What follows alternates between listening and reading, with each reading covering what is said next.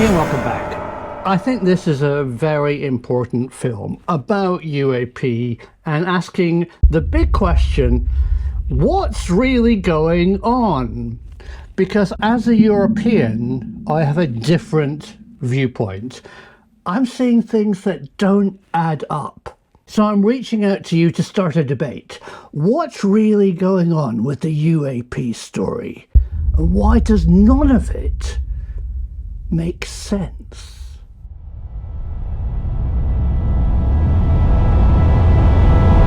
Peace, love, and understanding to all aliens in the universe. There's lots of aliens in the universe. Life is abundant. But have they really visited Earth? Have they flown here in UFOs and crashed? Have those spaceships been recovered? Are there alien remains?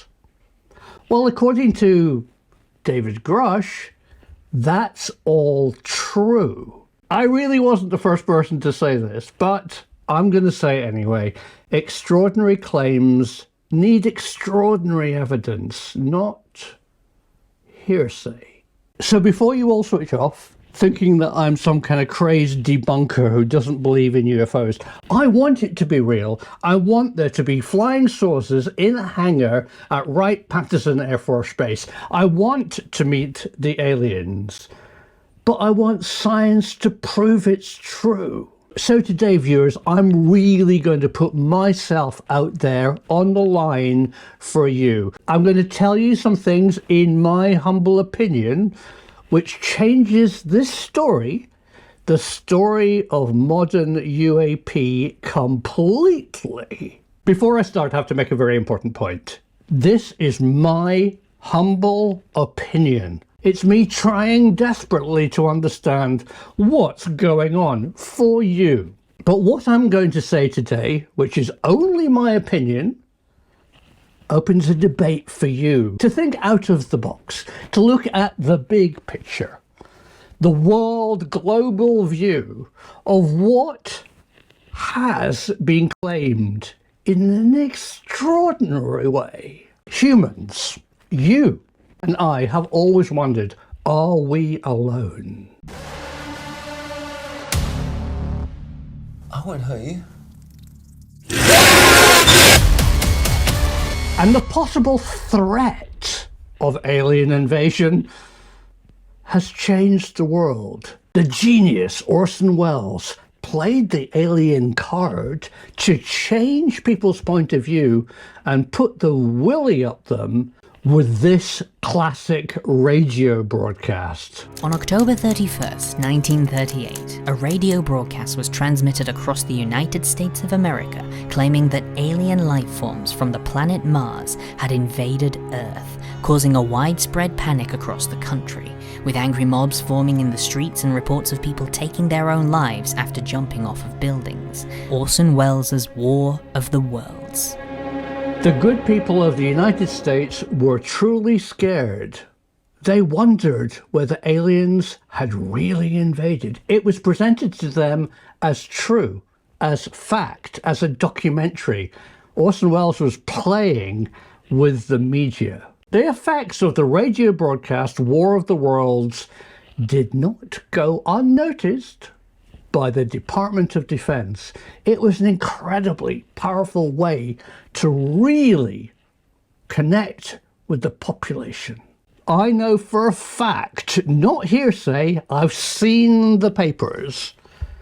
The alien card, the UFO discrediting idea is a classic technique used by the security services to discredit a story. People who have seen secret stuff are told they saw a flying saucer. It makes them look stupid, and they know it. Let's talk about James Bond. 007, MI6, the CIA, spying. Spying is a small percentage sending an agent into a foreign country, but most of it is actually about disinformation, lying. Sadly, as Edward Snowden revealed, lying to your own people, but very much lying to a foreign power, leading them up the wrong garden path. So it's quite possible, because it is 101 in Security Services Notebook, How to Influence People, to play the alien card. Are UAP stories really just disinformation? Let's look at some facts, not hearsay. The movers and shakers who first broke, leaked, revealed the Nimitz encounter videos back in 2015 that occurred in 2004. These classic videos that we've all seen that formed the basis of the New York Times article in 2017, which changed our perspective, which opened an idea that the government were taking this subject seriously, that involved Congress. Although all the videos were terrible, they could be explained, and they all took place in military operational areas. Where were the same aliens that visited Earth seen over Switzerland, over Sweden, over Swaziland? No, they weren't there. They were in military operation training areas, and the videos that we saw confused us as members of the public. We thought they were real. We thought we were seeing solid objects when we were seeing heat signatures. We thought things were flying super fast. But in fact, it was only a parallax distortion from an F-18 looking down at a nearly stationary or wind speed object a few hundred feet above the sea. The classic rotating video has been proved to be the gimbal in the forward-looking infrared, and the shape of the object doesn't represent what it really is. It's just a black blobby of a heat signature. Those videos were terrible and didn't reveal anything, but the game continued. And these two characters from the US Navy pushed the agenda. The media lapped it up. It was everywhere. They're here. They're here now. Yeah, right. The next thing I saw as an independent journalist, as a European, was everybody jumped on the bandwagon. It was a gravy train for UAP City, as they used to say in the 1980s. All the famous movers and shakers got on board, making social media, appearing on TV. Even the people who witnessed the Fravors of the world can't agree how long the encounter really was. None of it made sense to me. I'm going, what's going on? Now, I'm not just a skeptic. I'd love it to be real, but I want real evidence. And then David Grush said this. I was staggered. I mean, I feel sorry for David Grush.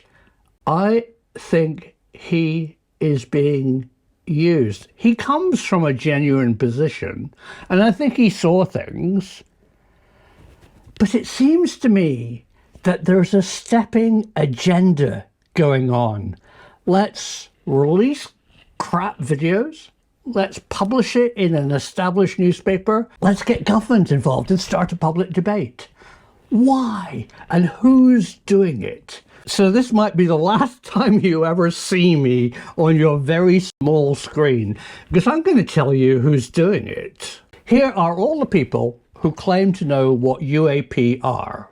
Time and time again, only these people are pushing this agenda with no real science evidence. I can't wait for Avi Loeb or an independent person, satellite data, near-Earth object viewing telescopes, amateur astronomers, people in different countries, any evidence whatsoever that these just aren't all bollocks. So you get my drift. It actually annoys me, and I want it to be true, but I want extraordinary evidence. So here's the final nail in my coffin. Why are they doing it? Well, I think there's two possible reasons. Reason number one is actually prosaic. It's actually good income for them. There's a number of people either seeking advanced defense contracts, seeking extra high positions in government, or just getting money from television appearances. So it's possible that they're just earning money out of UAP and trying to pull the wool over your eyes. I want to believe it's real. You want to believe it's real.